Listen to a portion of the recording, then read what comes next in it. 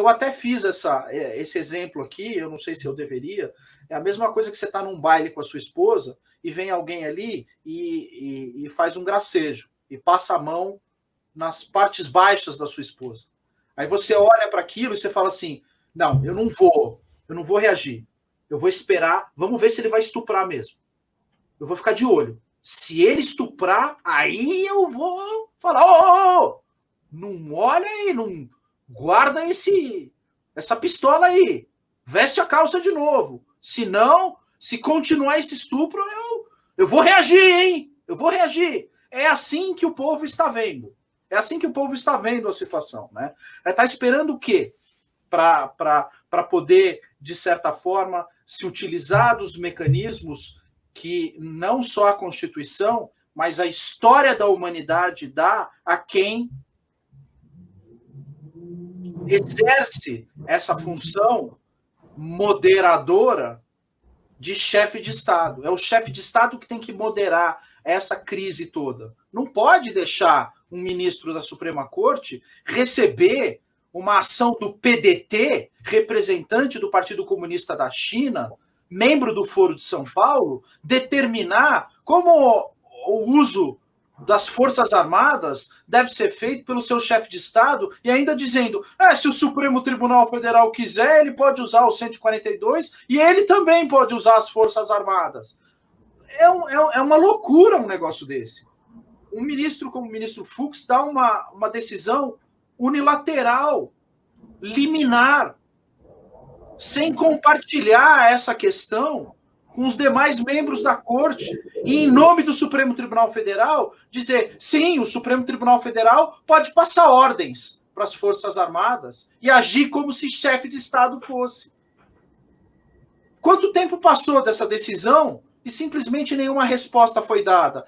Foi feita uma cartinha lá, foi feito um negocinho, foi feita uma nota de advertência, foi feita um meme, foi feito um tweet com marca d'água. Pelo amor de Deus, né? Pelo amor de Deus. A gente inclusive, em relação a essa nós comentamos aqui no jornal sobre essa decisão. Não gosto de chamar de decisão, porque ele mesmo diz que ela que não é decisão, ele diz que é um aconselhamento, algo nesse sentido. É uma decisão que não é decisão, nas palavras do Fux. Desde quando ele foi eleito conselheiro do que quer que seja? Quem tem que aconselhar o presidente da República são os ministros. No menor sentido. Então, ele fez aquela afirmação lá sobre a questão das Forças Armadas, e nós comentamos aqui, dizendo isso, que aquilo lá, na verdade, era um aconselhamento, uma orientação, usou outra palavra. O que não faz sentido, porque pressupõe que o Poder Judiciário, qualquer instância, quando provocada, ela vai decidir algo. E aquele algo vai ter materialidade, vai ter uma concretude. Então, eu vou lá no juiz e reclamo, o Ponce está me devendo dinheiro, não me pagou. Hipoteticamente. O juiz vai decidir o que fazer, enfim, que o seja. Né? E assim por diante. Agora, qual o sentido de, na verdade, provocar a Suprema Corte, ela aceitar essa provocação, no sentido jurídico, né, claro, e, ao mesmo tempo, emitir um comunicado que é uma declaração de entendimento sobre um tema. Esse tem um vício, você pode até discorrer sobre isso, é o vício da principiologia presente na Suprema Corte, no direito moderno, né? Que foi corrompido, né? Em que as decisões, elas são baseadas em princípios. As decisões, ou as decisões que não são decisões, como essa envolvendo o Fux e em relação às Forças Armadas. Agora, Evandro, para a gente, um público muito bom aqui, a gente combinou ficar mais ou menos 1 hora, um pouquinho mais, não muito mais que isso, algumas perguntas muito imediatas. Eu avalio que tudo isso que nós estamos falando aqui, em parte, começou a acentuar-se esse ano, claro, esteve presente desde o início do governo, mas talvez de modo não tão visível, né? Mas eu acredito que o momento em que o presidente, na minha avaliação, cometeu o erro de permitir que desse início, a meu ver, a um início acelerado ao processo de amputação das suas prerrogativas de chefe de governo, que na verdade tem sido, por enquanto, chefe de governo e também algumas coisas de chefe de Estado. Embora não está claro de chefe de Estado, porque ele mesmo não se coloca nessa posição de chefe de Estado. É uma das grandes falhas do presidente. Né? Mas isso teve início, acredito eu, quando da epidemia. Nós falamos muito disso aqui no nosso jornal, porque eu entendo que eu acredito que é o único país do mundo, país relevante, vamos chamar assim, em que o governo, o chefe de Estado, não deliberou, seja a deliberação certa ou errada, é uma discussão à parte, mas não tomou decisão em âmbito nacional para tratar de assuntos de epidemia.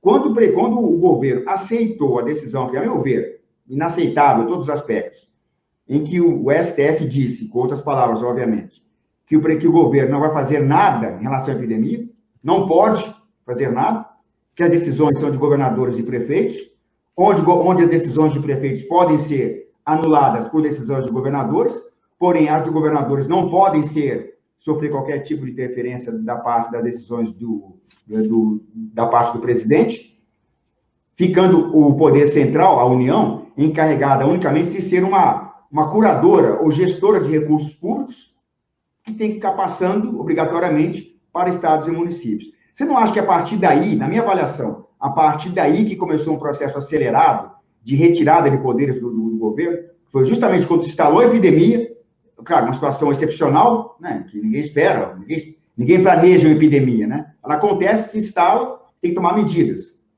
O que o STF disse ao governo? Não vai tomar medida alguma, você vai ficar quieto, governadores fazem aquilo que entendem, você vai, no máximo, dar dinheiro, repassar recursos federais para isso. E o governo aceitou isso, e o presidente limitou-se, aqui a minha crítica mais enfática ao presidente, ele limitou-se a ser o bom e velho Jair deputado que reclama, que denuncia, que fala lá no cercadinho do Planalto, no cercadinho do Alvorada, ou seja, a postura do deputado nós sempre apreciamos, mas não a do chefe de Estado de governo, que não poderia aceitar de maneira alguma aquele que, no meu entender, foi um verdadeiro golpe à própria União, ao dizer, a União, o governo central, não vai fazer nada. É um problema, a epidemia não é paulista, carioca ou mineira ou baiana, a epidemia é nacional. Então tem que ter mundial. É mundial, na verdade, né? Mas o governo central não vai fazer nada. Ele vai limitar-se a repassar recursos. E, paralelamente a isso, a narrativa da imprensa, que a gente sabe qual que é, de culpar o presidente pela epidemia. Ou seja, não foi assim de uma combinação ímpar, de um erro jurídico-político, de uma armadilha, em que o presidente é culpado por aquilo que ele não fez, por aquilo que ele foi proibido de fazer, e errou ao aceitar a proibição. Não deveria, naquele momento, dizer, não, bater na mesa aqui, não. Isso aqui é um governo, é um país, tem epidemia, situação nacional, ou o governo vai dar a diretriz. E ponto final. Sem sombra de dúvida, Paulo. Tinha meios para isso, né? Sem sombra de dúvida. A orientação jurídica que foi dada foi uma orientação equivocada, que abriu portas para usurpação de poderes, e a partir daí ele foi cedendo atribuições e prerrogativas constitucionais privativas da presidência da República para que um outro poder o exercesse. Como é que ele dá a última palavra a respeito de uma questão que é uma questão de gestão pública? Isso é uma questão que cabe ao executivo definir, dar a última palavra. Ele não pode determinar, a questão não é jurídica. Não cabe a uma corte dirimir, em tese, quem é que tem que fazer isso. Não há um conflito, não há uma lide. O Poder Judiciário lida com conflito, lida com lide instalada, pretensão resistida. Isso é um típico ato de governo. Como é que ele delega para o Poder Judiciário determinar qual esfera de poder deve ou não tomar as medidas cabíveis para prevenir ou gerir o país dentro de uma situação de estado de emergência como a que nós fomos jogados? Nós somos jogados a uma situação de estado de emergência. E como é que ele pode abrir mão dessa prerrogativa? Ele abriu mão da prerrogativa? Como é que ele permite isso? Ah, mas eu não posso contrariar uma decisão do Poder Judiciário. Mas quem deu essa orientação jurídica para o senhor? Quem deu essa orientação jurídica? Como se o senhor fosse um executado de dívida. Se eu tiver uma dívida com Paulo Enéas e eu sofrer uma execução judicial, eu devo cumprir a execução judicial, eu não posso peitar a execução judicial, eu não posso peitar uma ordem judicial. Mas isso não cabe a um presidente da República, dentro de uma função que lhe é privativa, prevista pela Constituição, abrir mão disso com base em um argumento que se presta para dirimir discussão de pé de chinelo, de ladrão de galinha e de pagamento de papel higiênico. É isso que me deixa fora fora de mim. Eu fico indignado com esse tipo de coisa, com a capacidade de distorção do raciocínio jurídico, a corrupção da intelectualidade jurídica a um grau em que se permite que o presidente da República tome decisões estúpidas, né? Decisões de Estado que são energúmenas, estúpidas, por conta de uma orientação jurídica que ela não chega a ser equivocada, ela é mendaz. É uma orientação cretina. Você fala, mas como uma orientação, um raciocínio cretino como esse, em que você aplica o raciocínio jurídico de cumprimento de ordem judicial, que vale para, como eu disse, ladrão de galinha, compra e venda de chinelo, eu vou aplicar isso para uma pandemia que deve ser dirimida pelo governo federal, que é quem tem os recursos, que é quem tem o orçamento no Ministério da Saúde. Por que que na questão de Brumadinho, por exemplo,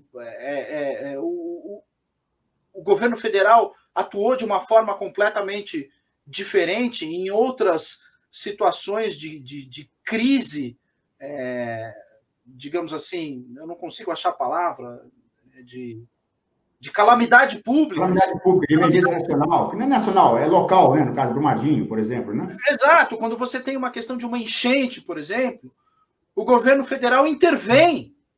Até com agora, Forças Armadas, né? Eventualmente, Forças Armadas vão lá para...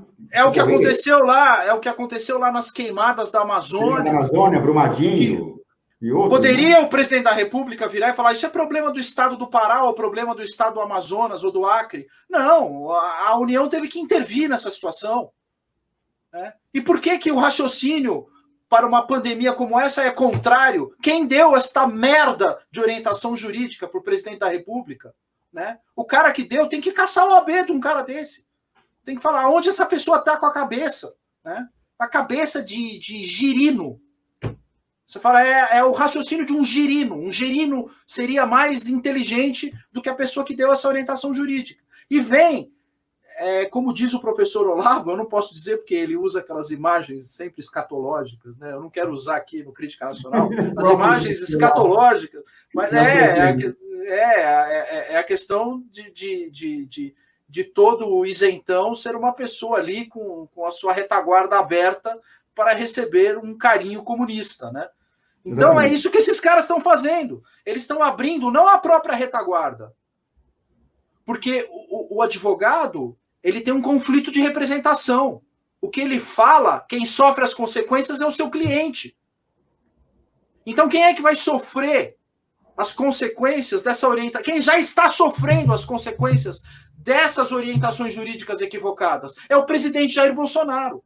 Portanto, eu não estou fazendo uma crítica, eu estou fazendo um apelo, eu estou fazendo como o professor Olavo de Carvalho fez. É aquele famoso pegar no braço e chacoalhar. Pelo amor de Deus, acorde. O senhor está sendo enganado.